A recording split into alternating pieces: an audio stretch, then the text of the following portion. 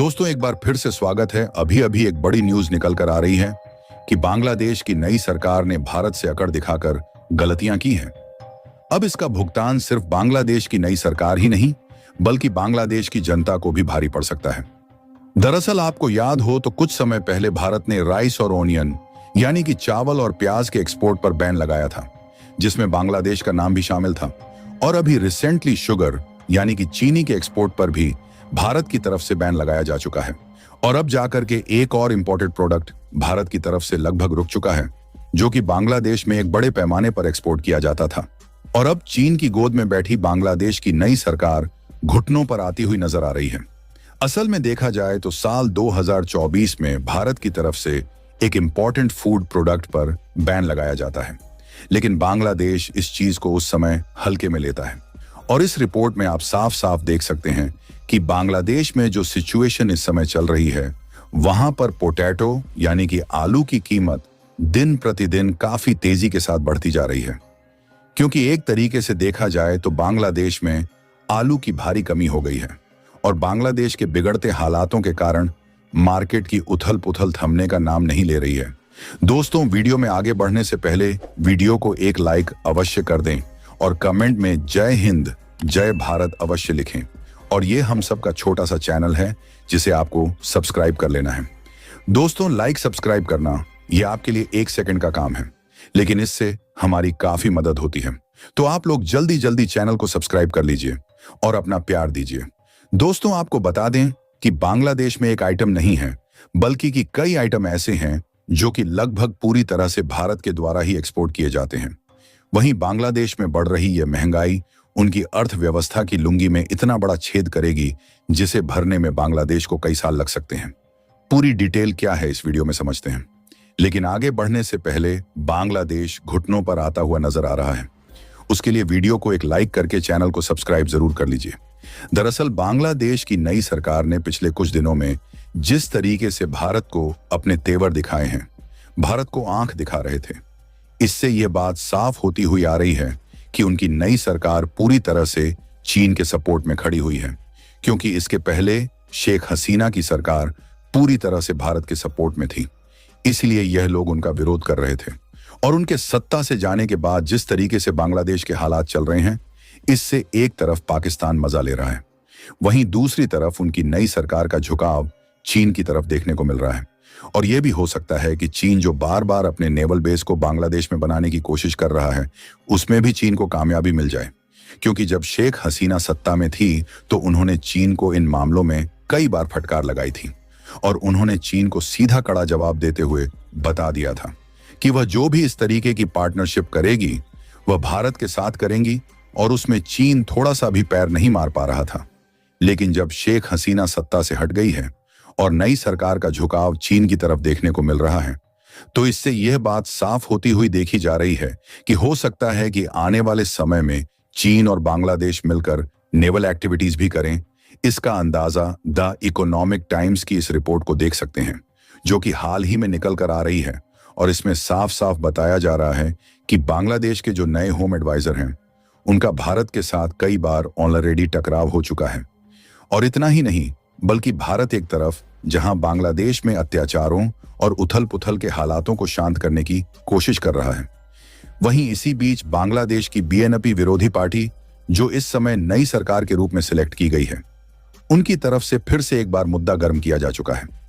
दरअसल हाल ही में खबर निकल कर आ रही है कि शेख हसीना, जो कि इस समय भारत में टिकी हुई है, उन पर बीएनपी पार्टी की तरफ से कई आरोप लगाए गए हैं और शेख हसीना को भारत के द्वारा वापस बांग्लादेश में भेजने की बात कही जा रही है। हालांकि हालात जब तक शांत नहीं हो जाते, तब तक भारत शेख हसीना को बांग्लादेश में नहीं भेज सकता। फिलहाल इन बातों से यह जाहिर हो रहा है कि बांग्लादेश की नई अंतरिम सरकार जानबूझकर भारत से रिलेशन को खराब करने पर तुली हुई है और चीन की ओर झुकती हुई देखी जा रही है।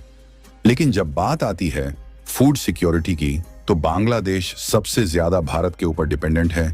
यहां तक कि कुछ हद तक इंपोर्ट और एक्सपोर्ट सेक्टर बांग्लादेश का भारत द्वारा मैनेज किया जाता है। और फूड को लेकर देखा जाए तो भारत बांग्लादेश का एक बहुत ही बड़ा ट्रेडिंग पार्टनर है, जिसमें और आलू के साथ साथ मसाले, फल और बांग्लादेश को दाल, गेहूं, चावल, शुगर, ओनियन, सब्जियां एक्सपोर्ट की जाती है। लेकिन आपको जानकर हैरानी होगी कि एक समय था जब बांग्लादेश आलू का काफी अच्छा प्रोड्यूसर देश माना जाता था और वह दूसरे देशों में एक्सपोर्ट भी करता था। लेकिन पिछले कुछ सालों से बांग्लादेश की उथल पुथल उनकी अर्थव्यवस्था को काफी ज्यादा नुकसान पहुंचाया है, जिससे बांग्लादेश में आलू का प्रोडक्शन दिन प्रतिदिन घटता जा रहा है। लेकिन वहीं दूसरी तरफ भारत में आलू का प्रोडक्शन तेजी के साथ इंक्रीज हो रहा है और आज के समय में भारत आलू का दूसरा सबसे बड़ा प्रोड्यूसर कंट्री बन चुका है, जिसके कारण भारत में प्रोड्यूस होने वाले आलू दुनिया भर के विभिन्न देशों में एक्सपोर्ट किए जाते हैं, जिसमें खासकर भारत के द्वारा नेपाल, बांग्लादेश, भूटान, श्रीलंका जैसे अन्य पड़ोसी देश में भारत के द्वारा कम से कम प्राइस में आलू का एक्सपोर्ट किया जाता है। पड़ोसी देश होने के नाते भारत से ट्रांसपोर्टेशन लागत काफी ज्यादा कम लगती है, इसीलिए इन देशों को आलू काफी ज्यादा सस्ता मिल जाता है। और इतना ही नहीं, बल्कि भारत में इतनी ज्यादा क्वांटिटी के साथ आलू का प्रोडक्शन होता है कि सऊदी अरब, इंडोनेशिया जैसे देशों के साथ साथ जापान और अमेरिका जैसे विकसित देश भी भारत से ही आलू को खरीदते हैं। और भारत दुनिया की कुल आलू का 10% हिस्सा अकेले एक्सपोर्ट करता है, जहां भारत से आलू खरीदने वाले में मिडिल ईस्ट और अफ्रीका के लगभग सभी देश शामिल हैं। और भारत ने ज्यादातर देशों के साथ फ्री ट्रेड एग्रीमेंट साइन कर लिया है, जिससे भारत को इन देशों में अपने फूड प्रोडक्ट एक्सपोर्ट करने के लिए ज्यादा कास्ट नहीं देना पड़ता। वैसे भी भारत का जो टोटल एक्सपोर्ट होता है उसमें का एक बहुत छोटा हिस्सा ही बांग्लादेश में एक्सपोर्ट होता है, लेकिन ना इससे बांग्लादेश की काफी ज्यादा मदद हो जाती है।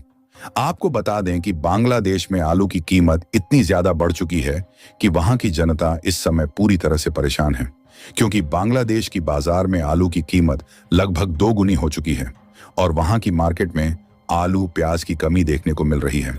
वैसे देखा जाए तो इसके पहले अब तक बांग्लादेश में भारत से एक्सपोर्ट होने वाली आलू पर 3 बार बैन लगाया जा चुका है, जिसमें मेन साल 2014, 2017 और फिर 2020 में बैन लगाया गया था।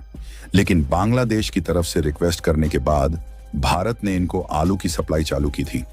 लेकिन बांग्लादेश के इन हालातों के कारण भारत की तरफ से आलू के साथ अन्य सभी फूड प्रोडक्ट का एक्सपोर्ट बहुत ही कम हो चुका है। और वहीं दूसरी तरफ यूरोपीय यूनियन के इटली और जर्मनी जैसे लगभग सभी देशों में इंडियन आलू की डिमांड बढ़ रही है और भारत का एक्सपोर्ट भी इंक्रीज हो रहा है, क्योंकि भारतीय आलू की क्वालिटी अच्छी और दूसरे देशों की अपेक्षा सस्ती होने के कारण यूरोपीय देश भारत से ही आलू को खरीदना पसंद कर रहे हैं। बाकी इन हालातों के बीच यदि बांग्लादेश के साथ भारत के रिलेशन खराब भी होते हैं और भारत से आलू एक्सपोर्ट पूरी तरह से बंद हो जाता है, तब भी भारत के फूड सिक्योरिटी पर कोई भी असर नहीं पड़ेगा। और आप लोगों को क्या लगता है कि बांग्लादेश के हालात जिस तरह से बिगड़ रहे हैं, इनकी इकोनॉमिक्स दोबारा से सुधरेगी और भारत के साथ उनके रिलेशन मजबूत हो पाएंगे या नहीं? अपनी राय कमेंट में जरूर बताएं और इस वीडियो को लाइक करके अपने दोस्तों तक शेयर जरूर करें ताकि उन्हें भी जानने को मिल सके। साथ ही चैनल को सब्सक्राइब करें। दोस्तों, मिलते हैं नेक्स्ट इंटरेस्टिंग वीडियो में। तब तक के लिए जय हिंद, जय भारत।